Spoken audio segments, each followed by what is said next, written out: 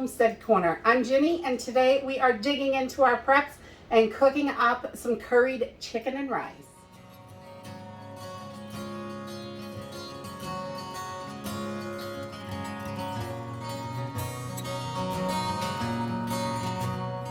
So today we're going to use freeze-dried foods, and I have some instant rice from Thrive Life, the chopped chicken, carrots, peas, and onions.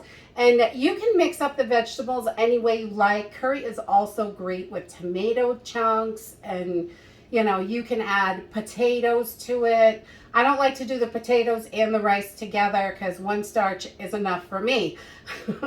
But you can definitely throw potatoes in this, the little diced potatoes or whatever, and you can mix it up. But this is what I'm going to use today: a can of coconut milk and some curry powder. And I like to add a few other spices: cayenne pepper, ginger, garlic, salt, pepper to this, but you can mix up the spices any way you like them. So let's go ahead and get started. So we are going to get started with 2 cups of water for this recipe, and this is going to feed 2 to 3 people, depending on if you add anything on the side or not. So, and then I'm going to use 1 cup of instant rice. We're just going to pour everything right into the pot. And I'm going to turn this up on high. We want to get this boiling. And then I'm going to add about a half a cup of chicken. So, and you could do this a little more chicken, a little less, whatever you like. But I've got like a half a cup here. And I'm going to put a whole cup of food in with the cup of rice.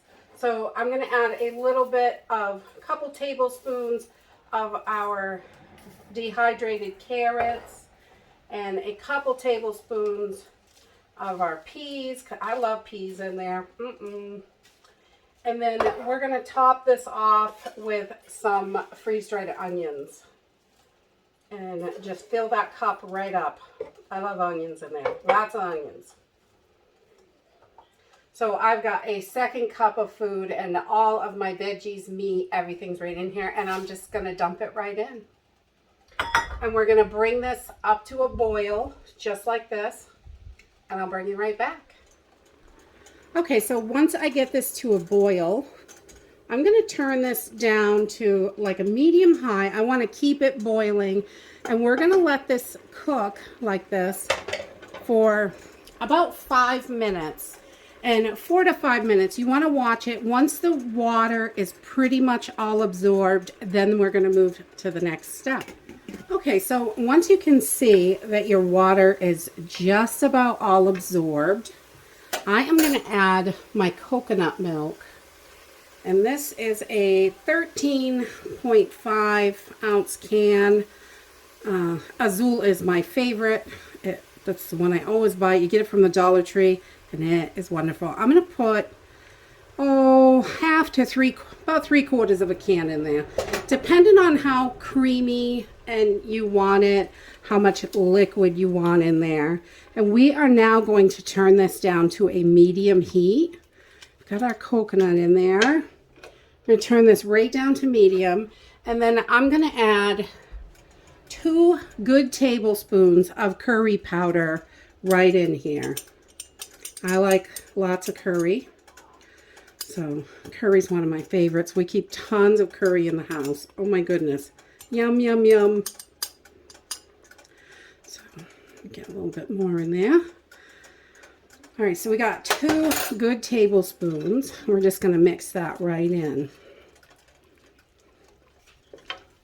And you don't have to add any more spices to this. I know people that eat it with just curry powder, but I like to give it a little zap with some cayenne pepper and some ginger, and I really like a little garlic in there. So we're just going to put just a little bit for taste, as much as you like.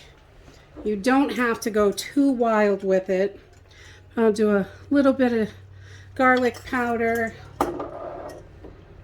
and just I try to go easy on the cayenne because my kids are not in love with cayenne. So about a 1/4 teaspoon, I guess. I like that kick though. And then a little ground ginger. We'll put a few shakes of that in there. That helps add some nice flavor. And just a little salt and pepper to taste. Not too much, but just as much as you like. A little bit of pepper.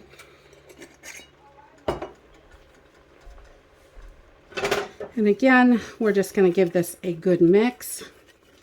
And if you like this really saucy, you can add that whole can in. Or if you don't like it as saucy, you don't have to add that much of the coconut milk. It's just, it makes it so rich and creamy. And if you don't have coconut milk, you could use heavy cream for this. But I really like the coconut milk, and I think it's quite a bit cheaper when you buy it at the Dollar Tree. So I think the coconut milk makes it personally. But I know people mix stuff up, and that's okay. It's whatever you like, really. That smells so good. I love curry. All right, it is just about done. That is my favorite thing about freeze-dried food. Oh my goodness, it is so fast. So we just let this cook about 2 to 3 minutes on a medium heat. There we go. That is looking good. And I am going to turn this off and remove it from the heat and just let it sit for, probably 4 or 5 minutes, while you get everything else ready. And then that way all those flavors are nice and delish together. So in about 10 to 12 minutes, you have a delicious meal all ready to go. Super easy. It's a simple meal. And honestly, if you switch up the spices, you have got totally different meals. You can use like the taco seasoning packet, fajita seasoning. You can switch it up with different spices and make a totally different meal. I love curry, so that's something that I make quite often. And I just love to add whatever I have fresh on the side. Cucumber slices, tomato, I got a little cottage cheese today, whatever there is, and bread, whatever comes out of the garden or whatever's fresh in the house. So that's how we throw our meals together. A little something fresh to go with what's cooked. Goodness, I just love curry. So good. And this is so simple and easy. Your freeze-dried foods are really simple to use and cook with. And remember, it doesn't matter what brand you have. All these recipes will work. And just whatever you have, mix it up, make something delicious. And that's it for today. If you like this video, give me a thumbs up, subscribe. I'll see you in the next video. Bye.